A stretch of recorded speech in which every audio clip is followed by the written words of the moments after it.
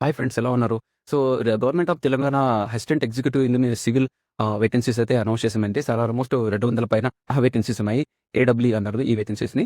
So, ఏడబ్ల్యూ vacancies వచ్చేసి రేపు government of తెలంగాణలో రోడ్స్ అండ్ బిల్డింగ్స్, తర్వాత ట్రాన్స్‌పోర్టేషన్ డిపార్ట్‌మెంటు, అలాగే బిల్డింగ్స్ డిపార్ట్‌మెంటు. సో, ఆర్&బి మెయిన్‌ది ఏంటంటే ఇవి ఆర్&బి డిపార్ట్‌మెంటు, ట్రాన్స్‌పోర్టేషన్ డిపార్ట్‌మెంట్‌లో ఏడబ్ల్యూ అంటే assistant executive engineer civil vacancies పడ్డాయి. అంటే ఎలక్ట్రికల్ కూడా పడ్డాయి. అది వేరే నోటిఫికేషన్ తర్వాత చూస్తాను. సో, ప్రస్తుతం ఏంటంటే ఈ ఏడబ్ల్యూఈ సివిల్ వేకెన్సీస్ ఇప్పుడు 6వ తారీఖు నుంచి ఆన్‌లైన్ అప్లికేషన్ స్టార్ట్ అయిపోయింది. పీజీపీఎస్సీ వెబ్‌సైట్‌లోకి ఎళ్లి ఆన్‌లైన్‌లో మనం అప్లై చేసుకోవాలి. సో, అది పీజీపీఎస్సీ వెబ్‌సైట్ కూడా మీకు ఆల్రెడీ ఆహ్, ఆహ్, తెలిసే ఉంటుంది. సో, ఆయన కూడా ఒకసారి చూపిస్తాను. టీజీపీఎస్సీ వెబ్‌సైట్‌లోకి వెళ్తే మనకు నోటిఫికేషన్స్ ఇక్కడ ఉంటాయి. సో, ఇక్కడ చూసుకుంటే మీకు ఇక్కడ కిందకెళ్తే గనుక నోటిఫికేషన్స్ అనేది వస్తాయన్నమాట. సో, చూసుకోవచ్చు మీరు. డైరెక్ట్‌గా వెబ్‌సైట్‌లోకి వెళ్ళిపోయి సో, ఇక్కడ టీజీపీఎస్సీ వెబ్‌సైట్‌లోకి వెళ్తే ఆ నోటిఫికేషన్స్ అనే బటన్ ఉంటుంది. సో, నోటిఫికేషన్స్ మీకు ఇక్కడ అన్ని నోటిఫికేషన్స్ ఉన్నాయి. సో, ఇక్కడ చూస్తే మీకు ఇది general recruitment for post of assistant executive engineer civil in ఆర్&బి department అనేది ఉంది. సో, ఇది క్లిక్ చేసినప్పుడు ఇట్లా పీడీఎఫ్ అయితే వస్తుంది. సో, ఆ పీడీఎఫ్‌లో కంప్లీట్‌గా వివరిస్తాను. సో, కాబట్టి ఆ వీడియో పూర్తిగా చూడండి. అట్లాగే అట్ ద సేమ్ టైమ్ నా ఛానల్‌ని సబ్స్క్రైబ్ చేస్తూనే అలాగే షేర్ చేస్తుంది. సో, ఇప్పుడు వివరాల్లో తెలితే ఇప్పుడు 6వ తారీఖు నుంచి ఈ ఆన్‌లైన్ అప్లికేషన్ అనేవి స్టార్ట్ అయిపోయింది. సో, పీజీపీఎస్సీ రిజిస్ట్రేషన్ అనేది మీరు చేసుకోవాల్సి వస్తుంది. ఆల్రెడీ మీకు తెలిసే ఉంటుంది. ఇక్కడ చూసుకుంటే తెలంగాణ పబ్లిక్ సర్వీస్ కమిషన్ వెబ్‌సైట్‌లోకి వెళ్ళేసి మనం ఓటీఆర్ రిజిస్ట్రేషన్ చేసుకోవాల్సి ఉంటుంది. చేసుకొని ఆన్‌లైన్‌లో అప్లై చేసుకోవాలన్నమాట. సో, ఆన్‌లైన్‌లో అప్లై చేసుకోవడానికి ఫస్ట్ అయితే ఆల్రెడీ అప్లికేషన్ స్టార్ట్ అయిపోయాయి. సో, లాస్ట్ డేట్ వచ్చేసి మనకు 13థ్ జూలై వరకు లాస్ట్ డేట్ ఉంది. సో, ఏదైతే 13థ్ జూలై వరకు లాస్ట్ డేట్ ఉంది. ఆహ్, అట్లానే ఇంకా ఏంటంటే హాల్ టికెట్స్ వచ్చేసి మనకు 7 డేస్ బిఫోర్ డౌన్‌లోడ్ చేసుకోవచ్చన్నమాట. అయితే ఎగ్జామినేషన్ ఎప్పుడు ఉండొచ్చు అంటే అక్టోబర్ 2026 టెంటేటివ్‌గా ఈ యొక్క ఎగ్జామినేషన్ ఉండొచ్చన్నమాట. సో, బేసిక్‌గా దీనికి ఇంకా పూర్తి వివరంలోకి వెళ్తే సో, చెప్పినట్టుగానే ఇక్కడ ఓటీఆర్ ఆన్‌లైన్‌లో మీరు రిజిస్ట్రేషన్ చేసుకొని టీజీపీఎస్సీ వెబ్‌సైట్‌లో సో, ఇది ఆన్‌లైన్‌లో అప్లై చేయాల్సి వస్తుంది. సో, తర్వాత ఇంకా నెక్స్ట్ ఏంటంటే దీంట్లో మనకి ఇంకా వివరాలు చూసుకుంటే ఎవరెవరు అప్లై చేసుకోవచ్చు, ఎలిజిబుల్‌కి ఇలాంటి విషయాలన్నీ మనం చూసుకోవచ్చు.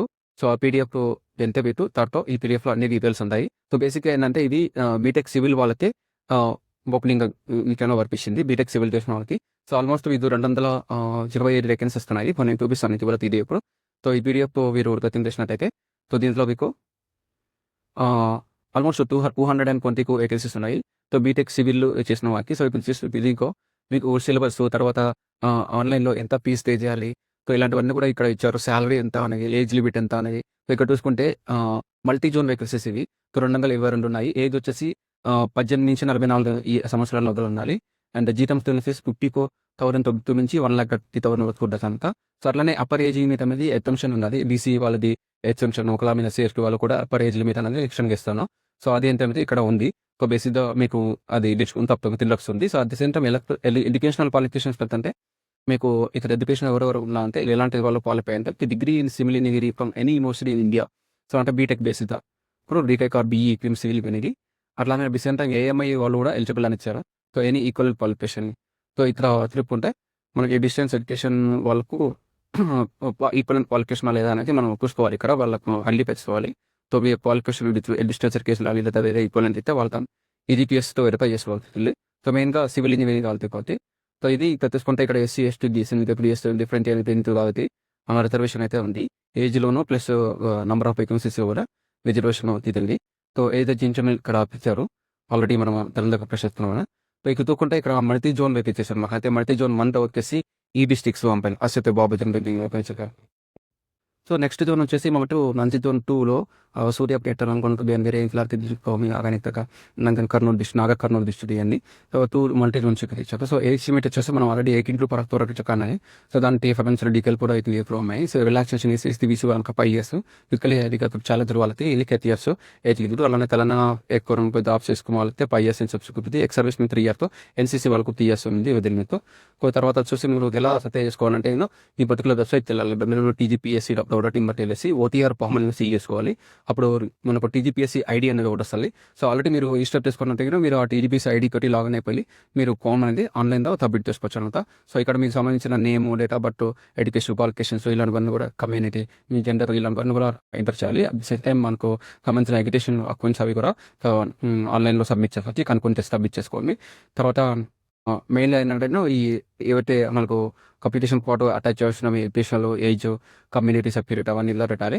So, at the same time application processing fee వచ్చేసి 1,000 రూపీస్ ఉంది. జనరల్ కేటగిరీ ఉన్నాయి. అయితే ఓసీ, బీసీ వాళ్ళకి అయితే 500. ఇలాగా వచ్చారన్నమాట.